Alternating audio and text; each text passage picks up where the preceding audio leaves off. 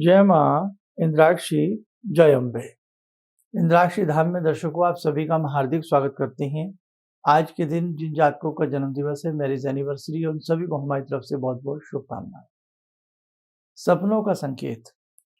वास्तव में हमें सपने नाना भांति के संकेत देते हैं। सपनों का एक रहस्यमय संसार होता है।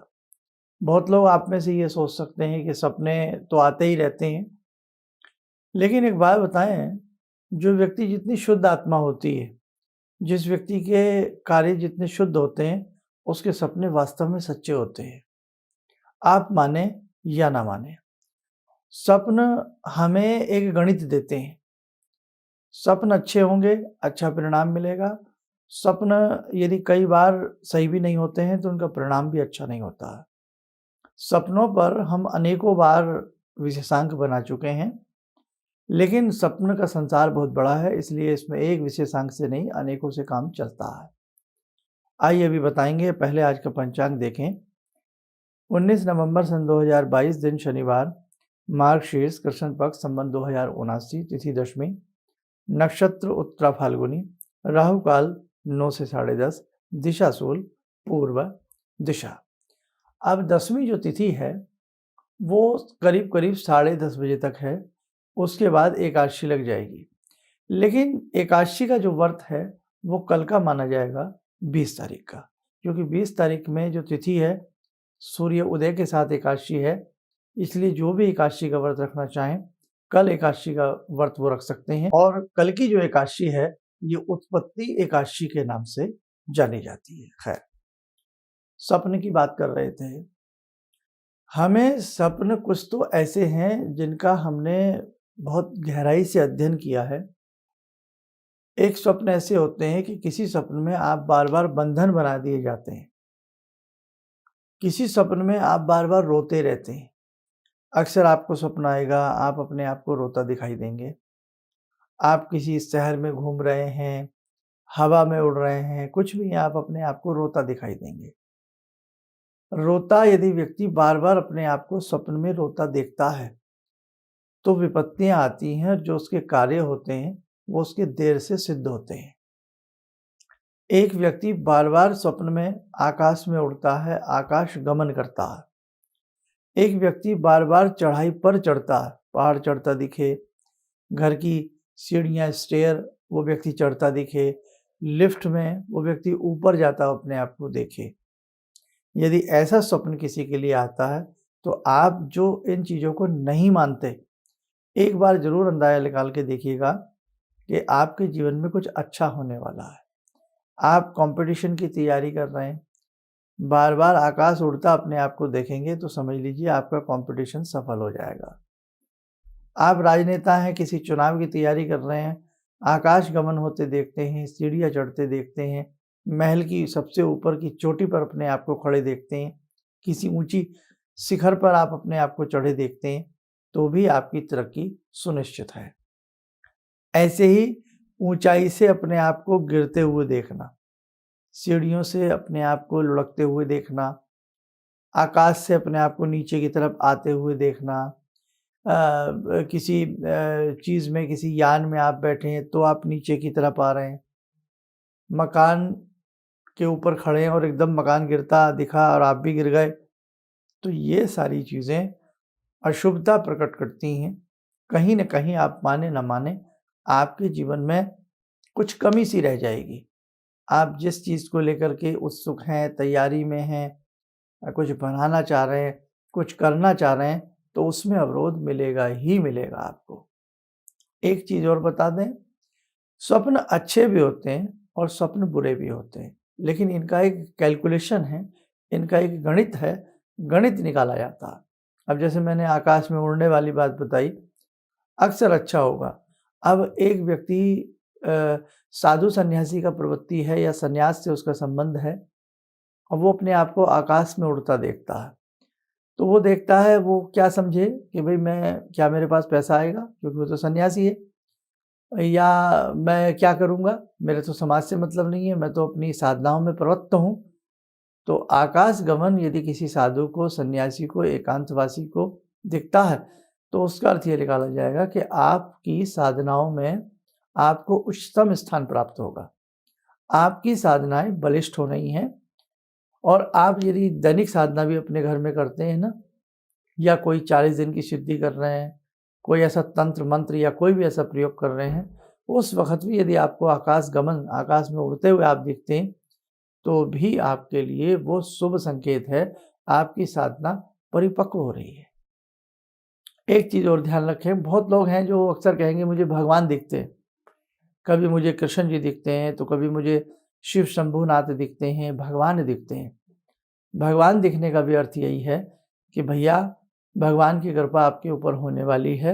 आप अपनी साधना को, अपनी सिद्धि को आप बढ़ा दीजिए। अब आप कहेंगे साहब भगवान तो दिख रहे हैं, लेकिन हम तो साहब रोते रहते हैं, हम तो साहब परेशान रहते हैं। कोई बात नहीं, आपको भगवान इशारा कर रहे हैं कि बेटा तेरे अच्छे दिन आने वाले हैं। इसलिए ध्यान रखना, अपनी साधना को और बलवती कर देना।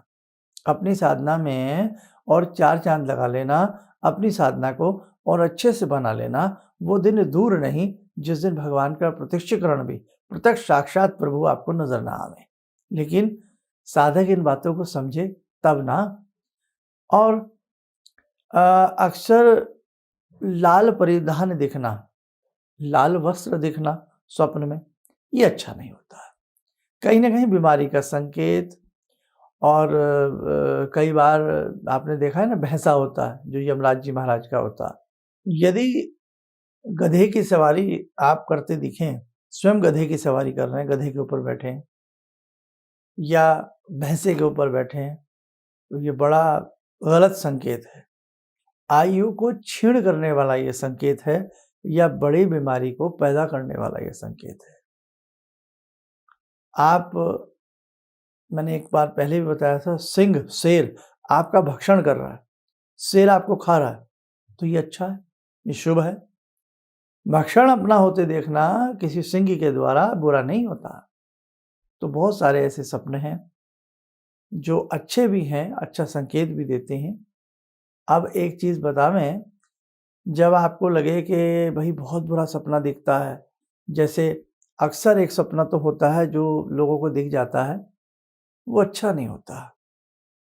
किसी मकान का बार-बार गिरते दिखना, किसी मचान का गिरते दिखना, मंदिर का ढहते दिखना, मंदिर का गिरते दिखना बहुत अशुभ होता है। गधे की सवारी करना, भैंसा की सवारी करना महाअशुभ होता है। तो ऐसी स्थिति में देखो क्या करना, आप अपने गुरु मंत्र को शुद्ध तरीके से, हृदय से, अच्छे से पढ़ने लग जाना।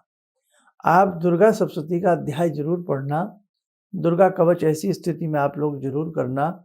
और जितनी अच्छी साधनाएं या मंत्र विज्ञान, मंत्र साधना आप कर सकते हैं, अपनी मंत्र शक्ति को बढ़ा देना, गुरु मंत्र की शक्ति को बढ़ा देना, या दैनिक जो आपकी साधना है उस दैनिक साधना को आप बढ़ा देना। ऐसी स्थिति में हमें 21 दिन या 41 दिन दुर्गा कवच पढ़ना चाहिए, राम रक्षा स्तोत्र हमें ऐसी स्थिति में पढ़ना चाहिए, हमें रामायण जी का पाठ करना चाहिए, या श्रीमद् भागवत गीता कहीं हो रही हो तो हमें श्रीमद् भागवत को जाकर के बहुत अच्छे से वहाँ स्मरण करना चाहिए। तो जितने भी हमारे बुरे स्वप्न हैं वो हमारे स्वप्न कट जाते हैं। नहीं तो अपनी दैनिक साधना भी यदि आप घर में बहुत अच्छे से बढ़ा लेंगे तो आपको अच्छा लाभ मिलेगा। रात को जब भी आप सोते हैं, हृदय के ऊपर आपका हाथ नहीं होना चाहिए। हृदय के ऊपर अगर आप हाथ रख के सोएंगे तो भी हमने देखा घबराहट वाले सपने दिखते हैं। भूत प्रेत जिन्हें अक्सर सपने में दिखते हैं, तो उसका इशारा निकालो, आपके पितृ संतुष्ट नहीं हैं, पितरों के निमित्त कुछ करिए आप। बहुत सारी बातें आपको बताने के लिए, वैसे ही फिर किसी दिन स्वप्न का संकेत उठाएंगे। और बस आज मुझे यही समझाना था कि बहुत ऐसे लोग हैं जो स्वप्न की रीडिंग से अपना कार्य करते हैं। हाँ, ऐसे मैंने बहुत लोग देखे हैं। तो बस अच्छा बुरा सपना, और हमेशा एक छोटी सी बात और बता दूं, बुरा सपना जब भी दिखे उसे बांट देना चाहिए। अधिक से अधिक, कोई सुने भी ना तो बता देना चाहिए। और जब आपको कोई शुभ सपन दिखे, भगवान दिखें, गाय दिखें, गौ माता दिखें, गाय का दूध निकल रहा है और आप दूध पी रहे हैं या बछड़ा दूध पी रहा है, अच्छे सपने दिखें, आकाश में उड़ रहे हैं, भगवान की पूजा कर रहे हैं, जो कहने का भाव पॉजिटिव वे में अगर आपको कोई भी स्वप्न दिखता है तो वो छिपा लेना चाहिए। उससे अगर आपको कोई तकलीफ है कि भाई इसका मैं अर्थ क्या समझूं, तो अपने किसी विशिष्ट प्रिय व्यक्ति से जो इनका जानकार है उससे ही जिक्र करना चाहिए। अपने अगर आपको लगता है आपकी मम्मी है, माता जी आपको ये सब चीज़ें अच्छे से समझा सकती हैं, मम्मी से बताएं, माँ तो माँ है भैया, माँ को बताएं, पापा को बताएं, या अपने भाई जब हम हमारी एज के जो लोग हैं तो भाई कई बार माँ बाप नहीं होते इस एज में, तो समझ रहे हैं ना आप? भई जैसे-जैसे एज बढ़ती जाती है, भई सबको संसार से जाना है। जब हम ही बूढ़े हो गए, तो फिर माँ-बाप तो रहेंगे नहीं ना। तो ऐसी स्थिति में जो आपके गुरु हैं या बहुत प्रिय आपके कोई मित्र हैं, आप उनसे अपने शुभ सपनों का संकेत का वर्णन कीजिएगा। अदरवाइज़ शुभ स्वप्न छिपाने चाहिए और जो अशुभ स्वप्न हैं, वो अक्सर बाँट देने चाहिए, ताकि उस सपने का प्रभाव खराब हो जाता है। सपने का प्रभाव, नेगेटिव प्रभाव दूर हो जाता है। आइए, समय चला आज की साधना का जगजननी महामाया से जुड़ते हैं। हे भगवती, किसी के जीवन में कोई तकलीफ ना हो। हे माता, आपकी कृपा सबके ऊपर बरसे। ॐ सिन्दूरारुणविग्रहां त्रिनयनां माणिक्यमूलस्फुरात् स्तारानायकशेखरं स्मितमुखी वापेन वाक्षोरुवां पाणिभ्यामलपूर्णरत्नचषकां रत्नोत्परां बिभ्रति सौम्यां रत्नघटस्थरक्तचरणां ध्यायेत् पराम् अम्बिकां खड्गं चक्रगदेषु चापपरिगान् शूलम्बुशोण्डिं शिरा शङ्खं संदधतीं करे स्त्रीनयनां सर्वाङ्गभूषावृतां नीलास्मद्युतिमास्य पाददशकां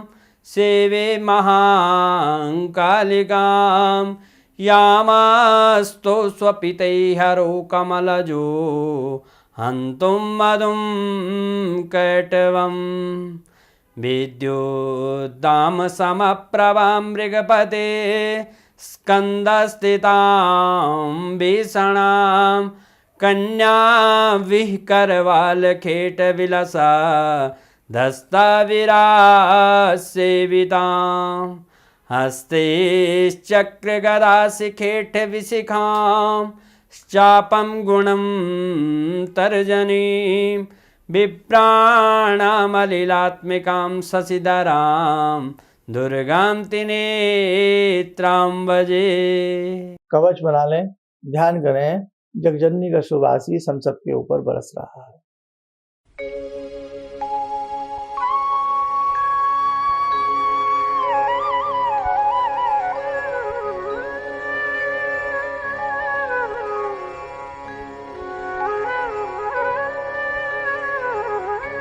ओम बोलते हुए नेत्र खोलें, सामान्य हो जाए। देखो साधकों, जितनी भी चीज़ें हम आपको बताते हैं, इसमें से जो भी आपको बातें कई बार अच्छी लगती हैं, उन्हें आप नोट डाउन कर लिया करें। उन सपनों को या ऐसे बहुत से हम ज्योतिषीय सूत्र भी आपको बताते हैं, उन्हें आप नोट डाउन कर लिया करें। जिन-जिन साधकों की संस्थान में वैदिक जन्म पत्रिकाएँ बनने के लिए आई हुई हैं, जल्द से जल्द भेजने का प्रयास कर रहे हैं। जिन-जिन के 9 मुखी या शिव परिवार रुद्राक्ष या 114 मुखी रुद्राक्ष अक्सर लोग पहनते हैं, तो जिन-जिन के ये दैवीय रुद्राक्ष संस्थान में प्राण प्रतिष्ठित हो रहे हैं, पूजन हो रहे हैं, तो वो भी हम शीघ्र से शीघ्र भेजने का सबका प्रयास करेंगे। अंबिका यंत्र हैं, श्री यंत्र हैं, तो बहुत लोग यंत्र साधना से जुड़े होते हैं, तो यंत्र साधना में हम इनके साथ एक बुक जो भेजते हैं, वो उसका अध्याय करना, उसको पढ़ना यंत्र साधना के लिए, खासतौर से श्री यंत्र और अंबिका यंत्र। इसके साथ जो आपको बुक दी जाती है, जो मंत्र साधना का कोर्स दिया जाता है, वो करिए, आपको लाभ मिलेगा। हमने अनेकों बार कहा है, किसी यंत्र को खाली-पीली रखने से कुछ नहीं होगा। एक बार हम लोग उसको चैतन्य करके, प्राण प्रतिष्ठित करके आपको भेजते हैं, लेकिन उसके बाद उसकी साधना आपको करनी पड़ती है। साधना करोगे, बहुत अच्छा ईश्वर की कृपा से आपको शुभ संकेत और आशीर्वाद मिलेंगे। तो जिनके यंत्र हैं वो भी हम शीघ्र से शीघ्र भेजने का प्रयास कर रहे हैं। आप स्वस्थ रहें, सुखी रहें, इन्हीं शुभकामनाओं के साथ हम अपनी वाणी को विराम देते हैं। जय जय अम्बे। वो वश्यमुखी राजमुखी स्वाहा वाला जो बताए थे सर आप, तो जो प्रयोग करना करके, तो मैं प्रयोग अक्सर करता हूँ, बहुत अच्छा मुझे फायदा मिलता है, बहुत बहुत फल मिलता है उससे मुझे। किसी भी समस्या के समाधान के लिए मिले प्रसिद्ध हस्तरेखा एवं वास्तु विशेषज्ञ प्रोफेसर धर्मेंद्र शर्मा जी से। नोट: शिविर में भाग लेने हेतु एवं व्यक्तिगत रूप से मिलने के लिए कॉल करने का समय सुबह 10 बजे से शाम 6 बजे तक। हमारे विभिन्न ज्ञानवर्धक कार्यक्रम देखने के लिए आप हमें अभी सब्सक्राइब करें, बेल आइकन को प्रेस करें ताकि आप देख सकें हमारा कार्यक्रम सबसे पहले। और अधिक जानकारी के लिए फेसबुक पेज को लाइक करना न भूलें।